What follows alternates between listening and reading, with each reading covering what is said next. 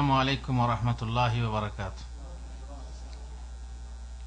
আলহামদুলিল্লাহি রাব্বিল আলামিন ওয়াস সালাতু ওয়াস সালামু আলা রাসূলিহিল কারীম ওয়া আলা আলিহি ওয়া সাহবিহি আজমাইন। আজকের আলোচনায় আমরা মূল নীতি কথা আলোচনা করব। প্রত্যেক বান্দার জন্য তিনটে মূল নীতির কথা জানা জরুরি। তিনটে মূলনীতি। সেই তিনটি মূলনীতি কি?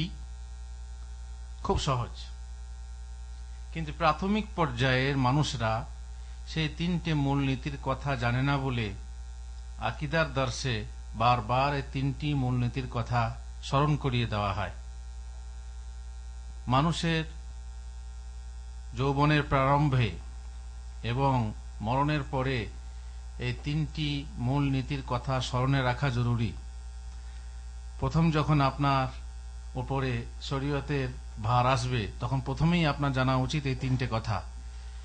আর যখন আপনি ইহলোক ত্যাগ করে পরলোকে যাবেন, পরলোকে পদার্পণ হওয়া মাত্রই আপনাকে জিজ্ঞাসা করা হবে এই তিনটি মূল নীতির কথা। সেই তিনটে কথা কি কি? বান্দার নিজ প্রতিপালককে চেনা, বান্দার নিজ দিনকে জানা, আর বান্দার নিজ নবী মুহাম্মদুর রাসূলুল্লাহ সাল্লাল্লাহু আলাইহি ওয়াসাল্লামকে জানা। প্রশ্ন করেন নিজেকে, আপনি কোথায় ছিলেন, কোথায় এলেন, কোথায় যেতে হবে? কে আপনাকে পাঠালো নাকি আপনি নিজে এসেছেন? কে পাঠালো দুনিয়াতে? আবার মানুষ রূপে পাঠালো কে? কেন পাঠালো? কি জন্য আপনাকে পাঠানো হয়েছে? এবং আপনি যদি না জানেন তো আপনাকে জানিয়ে দেওয়ার মতো লোক কে? আর জানানোর পর যখন আপনি জানবেন, সেটাই হবে কি? দিন। সেটা হচ্ছে দিন, ধর্ম এবং শরীয়ত। যখন আপনি জানবেন যে যিনি আমাকে পাঠিয়েছেন তিনি হচ্ছেন আমার প্রতিপালক মহান আল্লাহ, কেন পাঠিয়েছেন? তার ইবাদত করার জন্য। আর তার ইবাদত কিভাবে করব তা জানিয়ে দেওয়ার জন্য কাকে পাঠানো হয়েছে? মুহাম্মদুর রাসূলুল্লাহ সাল্লাল্লাহু আলাইহি ওয়াসাল্লামকে। অতএব তাকে জানতে হবে। মরণের পরে সব শেষ না। মরণের পরে একটা জীবন আছে, এবং সে জীবন হচ্ছে অনন্তের জীবন। সে জীবনের কোনো শেষ নেই। এই জীবন হয়তো 70-80 বছর আপনি বাঁচবেন, থাকবেন, তারও কম হতে পারে, কিন্তু পরজীবনের কোনো সংখ্যা আছে? নাই। সুতরাং তার প্রস্তুতি স্বরূপ এই তিনটে কথা আপনাকে প্রথম জানতে হবে। আর এই তিনটে কথা জানার পর শেষ জীবনে, মানে পরলোকের প্রথম ধাপে আপনাকে মনে রাখতে হবে। তবেই হবে আপনার এই জীবনে সুখ পান চাই না পান, পরজীবনের সুখের ঘর পাবেন, সুখের সংসার পাবেন এবং চিরস্থায়ী সুখ অনুভব করবেন। আর এগুলোই হচ্ছে কবরের প্রশ্ন। মার রাব্বুক, তোমার রব কে? মুনাফিক কাফেররা কি বলবে? হা হা লা আদরি। আর মোমেনরা কি বলবে? রাব্বি আল্লাহ, আমার রব হচ্ছে আল্লাহ। হুজুর বাংলাতে হবে নাকি? এমন তো হতে পারে যে আরবিতে হয়, বুঝতে না পারি। এই তো জিনিস শিখিয়ে দেওয়া হচ্ছে বারবার। আর তখন আপনি বুঝতে পারবেন, চাহে আরবিতে হোক চাহে বাংলাতে হোক, আপনি বুঝতে পারবেন সহজভাবে। আর চট করে জবাব দেবেন। যেমন দাজ্জাল আসবে, দাজ্জালের কপালে কি লেখা থাকবে? আরবি যারা জানে না তারা পড়তে পারবে না, তারাও পড়তে পারবে। এটা আল্লাহর পক্ষ থেকে মোমেন বান্দাকে জানিয়ে দেওয়া হবে। কবরে যখন আপনি মোমেন হবেন, প্রকৃতপক্ষে মোমেন, তখন আপনি আপনার রবকে, তার উত্তরে আপনি রাব্বি আল্লাহ খুব সহসায় বলে দেবেন উত্তর, কোনো কষ্ট হবে না। মা দিনক, তোমার দিন কি ছিল? তখন আপনি বলবেন দিন ইয়াল ইসলাম, আমার দিন ছিল ইসলাম। আবার যখন প্রশ্ন হবে মানিল্লাযী বুইসা ফীকুম, তিনি কে? যাকে তোমাদের মাঝে পাঠানো হয়েছিল দিন শেখানোর জন্য, তিনি কে? ইঙ্গিত করা হবে মুহাম্মদুর রাসূলুল্লাহ সাল্লাল্লাহু আলাইহি ওয়াসাল্লাম। কি করে জানলে তুমি এসব কথা? কি করে জানলে? তখন মুমিন বান্দা বলবে তালাওতু কিতাব আল্লাহ, আল্লাহর কিতাব পড়েছিলাম এবং আল্লাহর কিতাবে যা কিছু ছিল তা সত্য বলে মেনেছিলাম। তাহলে বোঝা গেল যারা আল্লাহর কিতাব পড়বে এবং আল্লাহর কিতাবে যা আছে সত্য বলে জানবে, তারাই কেবল কবরের ওই প্রশ্নগুলোর উত্তর দিতে পারবে, বাকি অন্যরা পারবে না। এই জন্য আল্লাহর কিতাব পড়া, আল্লাহর কিতাব শেখা, আল্লাহর কিতাব শোনা এবং তার চর্চা করা বেশি জরুরি। কারণ কবরের প্রশ্ন আপনি এখন বলতে পাচ্ছেন, কিন্তু অনেক ছাত্র এমন আছে বাড়িতে প্রাইভেট মাস্টারের কাছে মুখস্থ করে নিয়ে যাওয়া পড়া পরীক্ষার হলে গিয়ে ভুলে যায়, মুছা যায়, একদম স্মৃতি থেকে মুছে যায়। ফলে সে কলম ধরে আঙ্গুল কামড়ে থাকে আর লিখতে পারে না। এমন হয় না? হয় না? আপনি যদি এর চর্চা না রাখেন, ফেরেশতার প্রশ্নের উত্তরে যে আপনি বলবেন আমি আল্লাহর কিতাব পড়েছিলাম এবং তাতে যা আছে সত্য বলে জেনেছিলাম, যদি এই অবস্থা, এই আচরণ, এই ব্যবহার আপনার দুনিয়ার বুকে হয়ে থাকে, তাহলে নিশ্চয়ই কাল কবরে গিয়ে এর উত্তর দিতে পারবেন। নচেত পস্তাতে হবে ফেরেশতার মতো, মুনাফিকদের মতো ফেরেশতার জবাবে তখন আপনি বলবেন হা হা লা আদরি, জানি না, হায় হায় আমি জানি না। লোকেরা তখন যা বলতো আমি তাই বলতাম। তখন এই কথা বলবেন, তখন ফেরেশতা বলবেন মা তালাইতা ও মা দাঁড়াইতা, তেলাওয়াত করনি আর জেনেও নাওনি। জানার তো অবসর ছিল না, তোমার কাজে কাজে ব্যস্ত ছিল, জানার সময়ে খালি ওজোর পেশ করতে, সময় নেই, কাফিল খারাপ, অমুক তমক নানা রকম ওজোর পেশ করতে। জানার সময়কে তুমি সুযোগ রূপে ব্যবহার করনি, তাই তুমি জানো না আর পারবে না। আর অবস্থা বুঝতেই পারছেন, এর জন্য জান্নাতের বিছানা আর ওর জন্য জাহান্নামের বিছানা। দুনিয়ার প্রথম আপনার ধাপ হলো এই তিনটে মূল নীতিকে জানা, আর পরকালেরও প্রথম ধাপে এই তিনটি প্রশ্নের জবাব একান্ত জরুরি। সেই জন্য আপনাকে জেনে রাখা দরকার। বান্দার নিজ প্রতিপালককে চিনবেন কিভাবে? চিনতে গেলে কি করতে হবে? বাস আল্লাহ আছেন এই কথা জানলেই হবে? জানলেই হবে না, শুধু কি করতে হবে? মানতে হবে। কিভাবে মানতে হবে?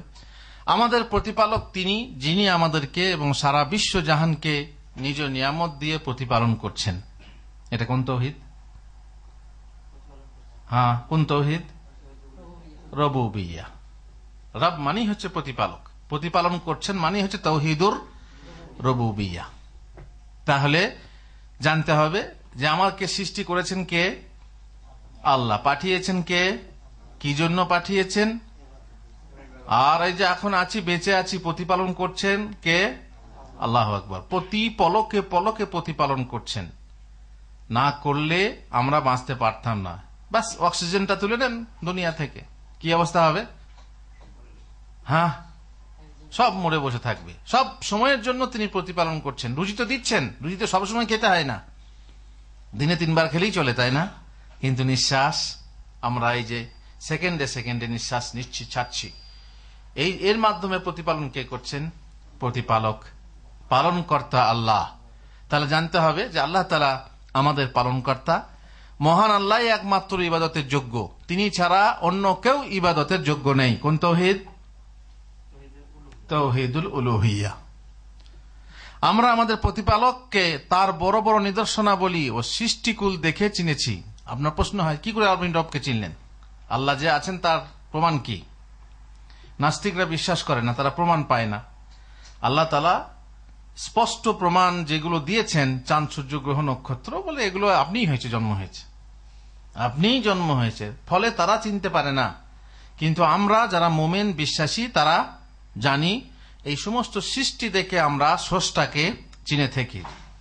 লেখা দেখে লেখককে, কাপড় দেখে কাপড় প্রস্তুতকারককে, তাই না? তারপর প্রত্যেক সৃষ্টি দেখে স্রষ্টাকে আমরা চিনতে পারি। আল্লাহ তাআলা আমাদের সৃষ্টিকর্তা, সেটা আমরা জানতে পারি। একবার তর্ক হয় ইমামে আজম আবু হানিফা রাহমাতুল্লাহ আলাইহির সাথে, এক নাস্তিকের তর্ক হয়, দিয়ে এক জায়গায় দিন ঠিক করা হয় যে অমুক জায়গায় আমরা বাহাস করব, তর্ক করব। ইমাম আবু হানিফা রাহমাতুল্লাহ আলাইহির আসতে মাঝখানে নদী পড়তো, মাঝখানে নদী ছিল। তারপরে আল্লাহ হঠাৎ করে ইমাম আবু হানিফা রাহমাতুল্লাহ আলাইহি আসতে দেরি করলেন, আসতে দেরি হচ্ছে। তখন নাস্তিক বলছে কি দেখছো, তোমাদের ইমাম আসতে দেরি করছেন মানে ইমামের কাছে কোনো জবাব নেই, ইমাম তর্কে পারবেন না বলেই আসছেন না। কিছুক্ষণের মধ্যে ইমাম সাহেব হাজির হলেন। দেরি হওয়ার কারণ বর্ণনা করে তিনি বলছেন, যখন লোকেরা বলে হ্যাঁ আপনি পারবেন না বলে হয়তো আপনি আসতে দেরি করছেন ইত্যাদি ইত্যাদি, তখন বললেন যে না, আমার আসতে দেরি হওয়ার কারণ হলো যে নদীর ওই পার থেকে এই পারে আসার আমি নৌকা পাচ্ছিলাম না বলেই আমি বসেছিলাম নদীর ওই পারে। হঠাৎ করে একটা গাছ ধরাম করে পড়লো, তারপরে পাটা হয়ে গেল, গাছটা কেটে কেটে পাটা হলো, আর অমনি পাটাগুলো রেডি হয়ে ফটাফট আপনা আপনি নিয়ে নৌকা তৈরি হলো, ওতে কি বলে পেরেক মারা হলো ইত্যাদি। তারপরে আমি সেই নৌকাতে উঠে বসলাম, আর নৌকা আপনা আপনি, কোনো মাঝি নেই, মাল্লা নাই, কিচ্ছু নেই, এসে আমি এপারে এলাম বলে আস্তে আস্তে দেরি হয়ে গেল। লোকেরা সব হাসতে লাগলো, নাস্তিকও হাসতে লাগলো, বলছে তোমাদের ইমাম হচ্ছে একটা পাগল। কেন? বলছে যে ছুতোর ছাড়া কিভাবে গাছ পাটা হতে পারে, আর প্রস্তুত কারক ছাড়া ওই ছুতোর ছাড়া কিভাবে নৌকা তৈরি হতে পারে, আর মাঝি মাল্লা ছাড়া কিভাবে নৌকা নদী পার হতে পারে? এ তো আজীব কথা, এ তো পাগলের কথা। ইমাম বললেন তাহলে যদি সেটা পাগলের কথা হয় তা তুমি হচ্ছে সব থেকে বড় পাগল। বলে কেন? এই যে চাঁদ সূর্য গ্রহ নক্ষত্র রাত দিন ইত্যাদি হচ্ছে, গাছে ফল ফলছে, সমুদ্রে পানিতে মাছ ইত্যাদি ইত্যাদি, রাত দিন হচ্ছে, এসব কিছু বিশ্ব পরিচালিত হচ্ছে, যদি পরিচালক ছাড়া চলে এটা পাগলামি না? সৃষ্টি স্রষ্টা ছাড়া কি হতে পারে? এরকম বিশ্বাস করা পাগলামি না?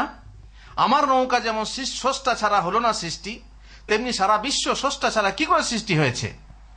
ফলে সেখানে নাস্তিক হেরে গিয়েছিল এবং বহু লোক মুসলমান হয়েছিল, খাঁটি মুসলমান, নাস্তিক্যবাদ থেকে ফিরে এসেছিল। এইভাবেই মোমেনরা তারা স্বীকার করে নেয়, বুঝে নেয় যে আল্লাহ তাআলা বলে একজন আছেন। একজন বেদুইন বুড়িকে জিজ্ঞেস করা হলো যে আল্লাহকে মানো? বলছে হ্যাঁ মানি। তুমি আল্লাহ আছে তা জানলে কি করে? বলছে যে চরকা সুতো কাটছি, এই সুতো কাটাটা তো এমনি হয় না, নিশ্চয়ই চরকা ঘোরাইতে হয় বলে সুতো হয়। তো আমি এই চরকা সুতো কাটা দেখেই বুঝতে পারি যে নিশ্চয়ই এই বিশ্ব যেভাবে চলছে নিশ্চয়ই কেউ নিয়ন্ত্রক আছে। আর একজন বেদুইনকে জিজ্ঞেস করা হলো তুমি কি করে রবকে চেনো? ও বলছে গোবর দেখে বোঝা যায় যে এইদিকে উঠ গেছে, গোবর দেখে বোঝা যায় যে এইদিকে উঠ গেছে। গোবর দেখে যদি উঠ চেনা যায় তো এত বড় বিশ্ব আর এই সৃষ্টি দেখে কি স্রষ্টাকে আন্দাজ করা যায় না, অনুমান করা যায় না? এইভাবে এক এক মানুষ এক এক রকম দেখে চিনতে পারে যে হ্যাঁ মহান স্রষ্টা মজুদ আছেন। কিন্তু যারা নাস্তিক তারা এসব কিছুই মানবে না, বলবে কি আপনা আপনি হয়েছে, আপনা আপনিই হচ্ছে। অণু পরমাণু আবিষ্কার করার পর যখন সূক্ষ্ম থেকে সূক্ষ্ম জিনিসের ভিতরে দূরবীক্ষণ যন্ত্র দিয়ে দেখছে তো সেখানে যেন তিনটে জিনিস রয়েছে, মাঝখানে একটা জিনিস রয়েছে নিউট্রন, প্রোটন আর ইলেকট্রন, তাতে রয়েছে ইলেকট্রিসিটি। তার মানে প্রত্যেক জিনিসের ভিতরে কি আছে? ইলেকট্রিসিটি। এমনকি আপনার ভিতরেও আছে, এবং সমস্ত পশু পক্ষী সবারই ভিতরে ইলেকট্রিসিটি আছে, এবং যত রকমের বস্তু আছে বস্তুর ভিতরেও ইলেকট্রিসিটি আছে। এই যে নিউট্রন প্রোটন ঘুরছে ইলেকট্রনকে কেন্দ্র করে, এ ঘোরানেওয়ালা কে? ঘোরাচ্ছে কে? মুমিন বলবে আল্লাহ ঘোরাচ্ছেন, আর নাস্তিক বলবে আপনা আপনি ঘুরছে। বিশ্বাস করবে না, তারা বিশ্বাস করবে না। যাই হোক, বিশ্বাস করুক আর না করুক, আল্লাহ তাআলা সেরকম স্পষ্ট কিছু দেননি যে তারা বিশ্বাস করবে। তাহলে পরীক্ষা কি থাকলো আর? আল্লাযীনা ইউমিনুনা বিল গায়ব, অদৃশ্যভাবে আল্লাহ দেখতে চান যে কে ঈমান আনছে আর কে ঈমান আনে না। এই জন্যই মানুষের পরীক্ষা এটা। তাছাড়া অধিকাংশ মানুষ জাহান্নামে যাবে কি করে? যাই হোক, তো রবকে চিনতে হবে, সৃষ্টিকুলকে দেখে স্রষ্টাকে চিনতে হবে, তার কতিপয় নিদর্শন যেমন রাত দিন, চন্দ্র সূর্য গ্রহ নক্ষত্র ইত্যাদি। আর সেখানে যা ঘটছে, নিত্য নতুন ভাবে বিজ্ঞান আবিষ্কার করছে কোথায় কোন গ্রহে কি আছে। মঙ্গল গ্রহে পানি খুঁজছে, 40 আলোক বছর দূরে একটা গ্রহের সন্ধান পেয়েছে। কত বছর? 40 আলোক বছর। আলোক বছর আমাদের বছর না, আলোক বর্ষ। সেখান থেকে দূরবীন দিয়ে দেখেছে, বিশাল শক্তিশালী দূরবীন। সেখানে বলছে একটা গ্রহ আছে, সে গ্রহের আশেপাশে মেঘ আছে। পানির খবর পায়নি, তারপরে তো প্রাণের খবর পাওয়া দূরের কথা। পানি থাকলে প্রাণ থাকবে, মঙ্গল গ্রহে খোঁজার চেষ্টা করছে, চাঁদে খোঁজার চেষ্টা করছে, যেগুলো কাছাকাছি, যেখানে গিয়ে পৌঁছতে পারছে। আর যেখানে পৌঁছতে পারছে না সেখানে দূর থেকে দূরবীন দিয়ে দেখছে, হ্যাঁ হ্যাঁ হ্যাঁ মেঘ রয়েছে মনে হচ্ছে। এইভাবে অনুসন্ধান চলছে। সৃষ্টির অনুসন্ধানে স্রষ্টাকে পাওয়া যায়। অনেক বিজ্ঞান স্বীকার করেছে, যেমন অনেক বিজ্ঞানীও কথা বলেছে, বলছে স্রষ্টাকে বিশ্বাস করা মুশকিল, কিন্তু তার থেকে বড় মুশকিল হচ্ছে অবিশ্বাস করা। দেখছেন কথা, কাদের কথা? বিজ্ঞানীদের কথা। স্রষ্টাকে বিশ্বাস করা মুশকিল, কিন্তু তার থেকে বড় মুশকিল কি? অবিশ্বাস করা, অস্বীকার করা মুশকিল। তার কারণ এমন এক সময় আসে, এমন এক পর্যায়ে আসে, মানতেই হবে যে কেউ স্রষ্টা আছে। যাই হোক, আমরা আমাদের রবকে চিনি। তার কতিপয় সৃষ্টি, 7 আসমান 7 জমিন এবং উভয়ের ভিতরে মধ্যবর্তী স্থানে যা কিছু আছে, সকল সৃষ্টি, এমনকি নিজেরা অফি আনফুসিকুম আফালা তুবসিরুন, তোমাদের মাঝে দেখো। আমাদের এই মাথার চুল থেকে নিয়ে পায়ের নখ পর্যন্ত ভিতরে কি বিশাল কারখানা চলছে। ভিতরে সূক্ষ্ম সূক্ষ্ম কি বিশাল কারখানা। এই চোখের লোম এখানে কেন, এখানে কেন, নাকের ভিতরের লোম কেন, নাকটা এখানে কেন, কানটা এরকম গোল কেন, এরকম ঢোলের মতো কেন, সব এক একটার পিছনে কি আছে, নখে আঙ্গুলের শেষে নখ কেন, এক একটা কি আছে, হিকমত আছে। এই নখ, এই নাক, এই চোখ, এই সব কিছু যখন মায়ের পেটে ছিলাম এক বিন্দু কিসের রূপে, শুক্র রূপে, তখন এসব কোথায় ছিল? আমরা যখন গাড়ি তৈরি করি এক একটা পার্টস নিয়ে এসে লাগাই, তাই না? কিন্তু আমাদের যে গাড়ি, এই কারখানা তৈরি হয়েছে, এ কি অন্য জায়গা থেকে লাগানো হয়েছে? না, ওই এক বিন্দু শুক্র থেকে আস্তে আস্তে আস্তে আস্তে আল্লাহ তাআলা কিভাবে এত বড় কারখানা তৈরি করলেন নিখুঁত ভাবে। লাকাদ খালাকনাল ইনসানা ফি আহসানি তাকওয়িম, সব থেকে সুন্দর রূপে আল্লাহ তাআলা মানুষকে সৃষ্টি করলেন। কি রূপে? এসব দেখে আমরা বুঝতে পারি যে আমাদের রব আছেন, আমাদের স্রষ্টা আছেন। দ্বিতীয় মূলনীতি হলো বান্দার নিজের দিনকে জানা। আল্লাহকে জানলেন, দিনকে জানতে হবে। দিন শিক্ষা করা কি ফরজ না গরজ? যে শিখবে শুধু হুজুররা শিখলেই হবে।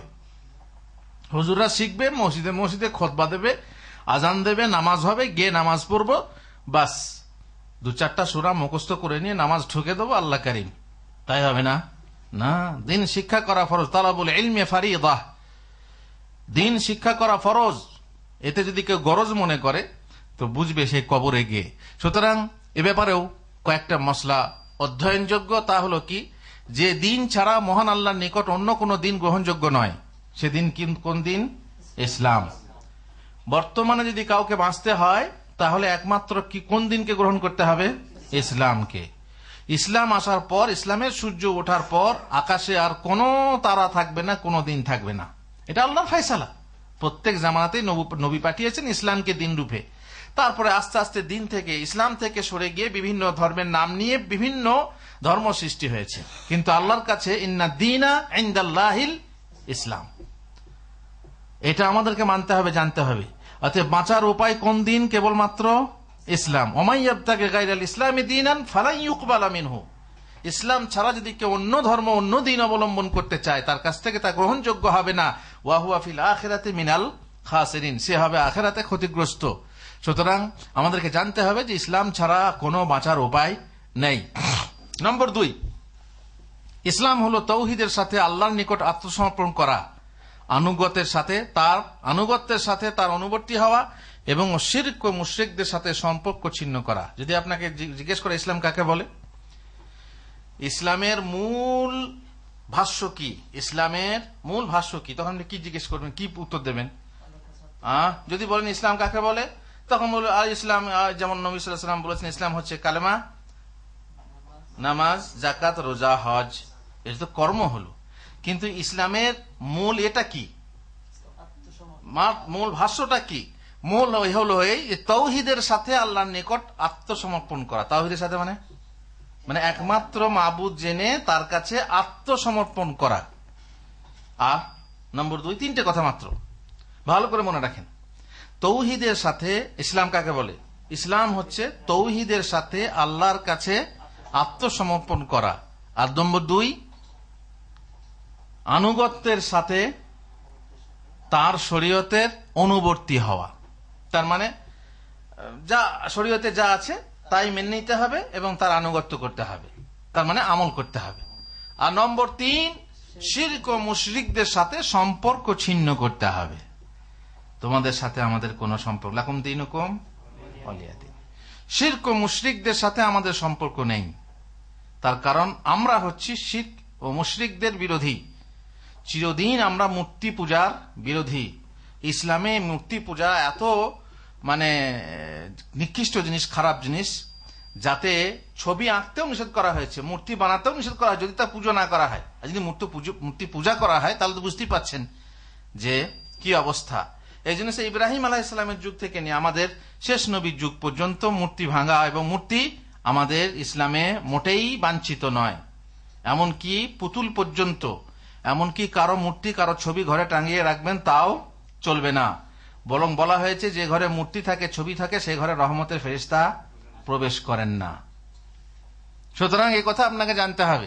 তাহলে ইসলাম নিজের দিনকে কিভাবে চিনবেন? ইসলাম হলো তাওহীদের সাথে আল্লাহর কাছে আত্মসমর্পণ করা। আত্মসমর্পণ মানে কি? আত্মসমর্পণ মানে হচ্ছে খালাস, আপনি যা বলবেন তাই না। যেমন চোর পুলিশের সামনে কি বলে? হ্যাঁ, আত্মসমর্পণ করে। অস্ত্র ফেলে দিয়েছি, এখন আপনার সামনে আত্মসমর্পণ করছি, আপনি আমাকে অ্যারেস্ট করুন। এবার আপনি যা বলবেন তাই, জেলের ভেতরে যা খেতে দেবেন তাই খেতে হবে, যা বলাবেন তাই বলতে হবে, ইত্যাদি ইত্যাদি। এ হচ্ছে আত্মসমর্পণ। তাওহীদের সাথে আত্মসমর্পণ, আনুগত্যের সাথে অনুবর্তী হওয়া। তার মানে আপনি যা বলছে তাই আপনাকে শুনতে হবে, সেই আমল করতে হবে। আনুগত্যের সাথে তার অনুবর্তী হওয়া। আর শিরক ও মুশরিকদের সাথে সম্পর্ক ছিন্ন করার নাম হচ্ছে ইসলামের মূল কথা। ইসলামের মূল কথা এই তিনটে বিষয় ভালো করে মনে রাখবেন। দিনের এই যে দিন, এই দিনের হচ্ছে তিনটে পর্যায়। কি কি? শরিয়ত, হাকিকত, তরিকত, মারফত, চারটে হয়ে গেল না। দিনের এ পর্যায় না। শরিয়ত, হাকিকত, মারেফাত এসব কিছু মানুষের বানানো পদ্ধতি, সুফিদের বানানো পর্যায়। যে শরিয়ত সমস্ত মানুষের জন্য, তারপরে হাকিকত, তরিকত, মারেফত হচ্ছে মারফতি মার্কা লোকে, যারা শুধু খাস লোক, তাদের কাছে হালাল হারাম কিছু থাকে না ইত্যাদি। না, ইসলামের এ পর্যায়ে না। ইসলামের পর্যায় হলো তিনটে। ইসলামের পর্যায় কটা? তিনটে। কি কি? ইসলাম, ঈমান আর ইহসান। ইসলাম, ঈমান আর ইহসান। ইসলাম কাকে বলে জানেন? ইসলাম হলো কালেমা, নামাজ, যাকাত, রোজা, হজ। ঈমান কি জিনিস? ঈমান হচ্ছে 6টা প্রধান জিনিস। ঈমান তো বহু কিছু আছে। ঈমানের মূল নীতি কয়টা? মূল রুকুন হচ্ছে 6টা।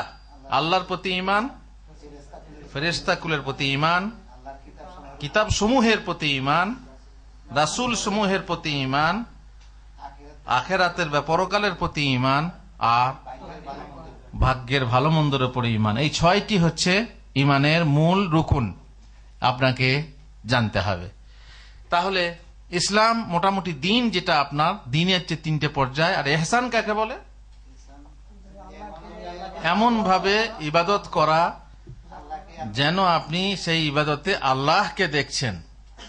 সত্যি সত্যি সত্যি সত্যি আল্লাহকে দেখছেন, যেন দেখছেন, যেন আপনি আল্লাহকে দেখছেন। কারণ সত্যি সত্যি আপনি দেখতে পারেন না, দুনিয়ার জগতে আপনি আল্লাহকে দেখতে পারেন না। অতএব সত্যি সত্যি দেখবেন না। সত্যি সত্যি দেখলে কি হয়ে যাবে? নিশ্চয়ই আপনি কোনো মূর্তি কল্পনা করছেন, কারো ছবি কল্পনা করছেন। যখনই আপনি যেন দেখছি ভাবতে ভাবতে ভাববেন যে হ্যাঁ এরকম আমি আল্লাহর সামনে দাঁড়িয়ে আছি, তাকে সিজদা করছি, আর ছবি ভেসে এসেছে, তখন খবরদার, আস্তাগফিরুল্লাহ, এরকম আল্লাহ নয়। কারণ আল্লাহকে আপনি দেখেননি, তা কল্পনাই হবে না। লাইসা কামিসলিহি শাই, তার মতো কোনো কিছুই নাই।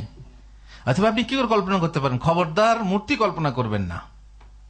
বাকি থাকলো যেন দেখছেন। যদি এটা মনে না করতে পারেন, তাহলে কি মনে করবেন? যে আল্লাহ আপনাকে অবশ্যই দেখছেন, যেখানেই আপনি থাকেন আল্লাহ আপনাকে দেখছেন। তো ইবাদত করার সময় যদি এইটা মনে করেন, তাহলে কি হবে? ইবাদতটা ভালো হবে, তাই না? যারা আমিল, যারা কাজ করে, তাদের সুপারভাইজার সামনে দাঁড়িয়ে থাকলে কাজটা ভালো হয়, তাই না? ফাঁকে যেতে পারে। আর যদি মুদির থাকে তাহলে তো আরো, তাই না? এইভাবেই আমি যে কথাগুলো বলছি, গুছিয়ে বলছি, ভয়ে ভয়ে বলছি। কেন? সামনে কি আছে? ক্যামেরা আছে। আটাং পাটাং আজে বাজে বকলে কি হবে? ক্যামেরায় ধরা পড়বে, সব রেকর্ড হয়ে যাবে। লোকে শুনলে আমাকে কি করবে? এই জন্যে কথা গুছিয়ে বলতে হবে, ভালো করে বলতে হবে। কেন না ক্যামেরা আছে। ক্যামেরা না থাকলে হাসাহাসি, সবাই হই হট্টগোল করে আমরা কথা বলতাম, তাই না? দেখেছেন আপনারা অন্য সময় ক্যামেরা না থাকলে কিভাবে দাস হয়, হই হুল্লোড় হয় না, হয় না? কিন্তু এখন হয় না কেন? এখন কেউ প্রশ্ন করতে পারে না কেন? না, সামনে ক্যামেরা আছে।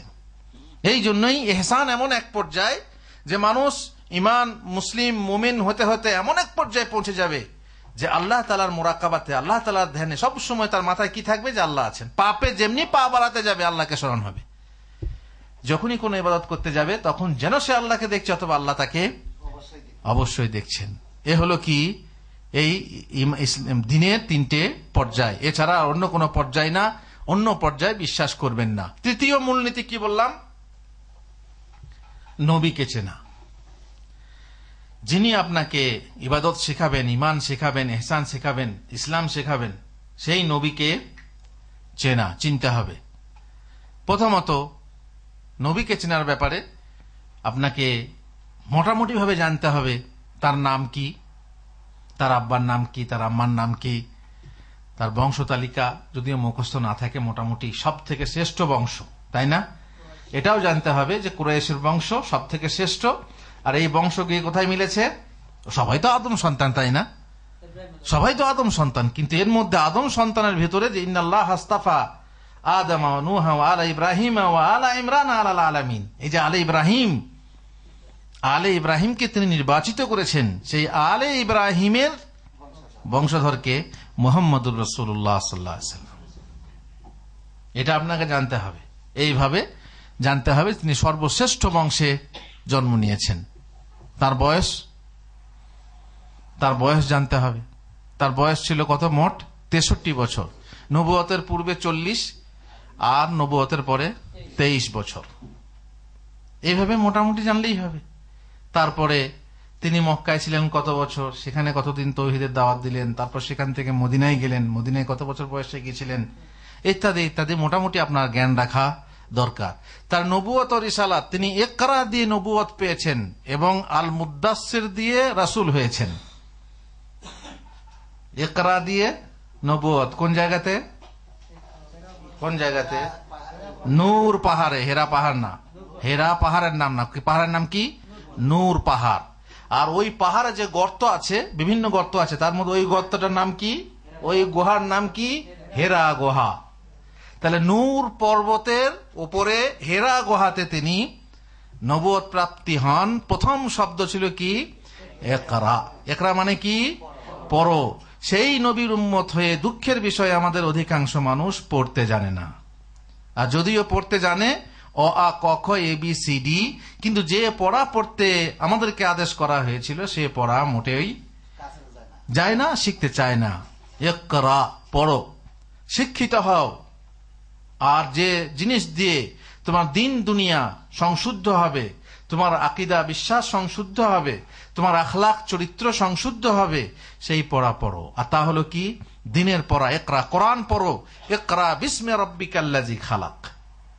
আর ওখানেই কলমের কথা আছে। আল্লাযী আল্লামা বিল কলম, যিনি কলম দিয়ে শিক্ষা দিয়েছেন। অনেক মানুষ কলম ধরতেই জানে না। বড় হওয়ার পর, ছোটবেলাতে হয়তো কোনো কারণবশত সুযোগ পায়নি, সময় হয়নি বা যাই হোক, কিন্তু বড় হওয়ার পরেও যখন তাকে বলা হচ্ছে যে আল্লাহ তাআলা শিক্ষার কতটা গুরুত্ব, ইকরা, কলম, তারপরেও মাথায় আসে না যে হ্যাঁ আমাকে কলম ধরতে হবে, যেহেতু আল্লাহ তাআলা কলম দিয়ে শিক্ষা দিয়েছেন। আরবি পড়া, আলিফ জাবারা বা জাবার বা পড়বে তারও সময় হয় না। দুনিয়া কামাতে আর দুনিয়া নিয়ে ব্যস্ত থাকতে, ছেলে সন্তান নিয়ে ব্যস্ত থাকতেই মানুষের সময় শেষ হয়ে যায়।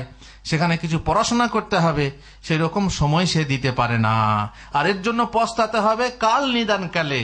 ওই যে মা তালাইতা ও মা দাঁড়াইতা, কবরের কাছে ঠুকে ঠুকে প্রশ্নের উত্তর নেওয়া হবে।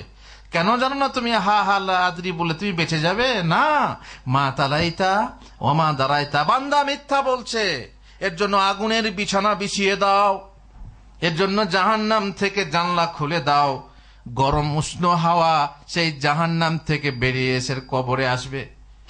খালাস, তখন বুঝবে। এখন বুঝে আসছে না। এখন শিখতে হবে, পড়তে হবে, বুঝে আসছে না। বুঝবে তখন যখন বুঝ কোনো কাজে দেবে না। যাই হোক, নবী সাল্লাল্লাহু আলাইহি সাল্লামের ইকরা দিয়ে নবুয়ত ছিল। আর আল মুদ্দাসির, ইয়া আইয়ুহাল মুদ্দাসির কুম ফাআনজির। আর শুয়ে থাকলে হবে না, এবার উঠুন, দাওয়াত প্রচার শুরু করুন। রাসূল হয়ে তিনি শুরু করলেন কাজ। তার জন্মভূমি কোথায়? হিজরত ভূমি কোথায়? মদিনা। তার দাওয়াতের বিষয়বস্তু কি ছিল? লা ইলাহা ইল্লাল্লাহ মুহাম্মাদুর রাসূলুল্লাহ। মহান আল্লাহ তাকে শিরক থেকে সতর্ক করার জন্য এবং তৌহিদের দিকে আহ্বান করার জন্য প্রেরণ করেছিলেন। এই হচ্ছে আমাদের তিনটে মূলনীতি মুহাম্মদ রাসূলুল্লাহ সাল্লাল্লাহু আলাইহি ওয়াসাল্লাম সম্পর্কে সংক্ষিপ্ত জানা। বাকি যারা জীবনী পড়বেন, যত জীবনী পড়বেন আপনার হৃদয় তত নরম হবে, আপনার জীবন তত সফল হবে। তার জীবনী যখন পড়বেন তখন মনে হবে আমরা কোথায় আছি।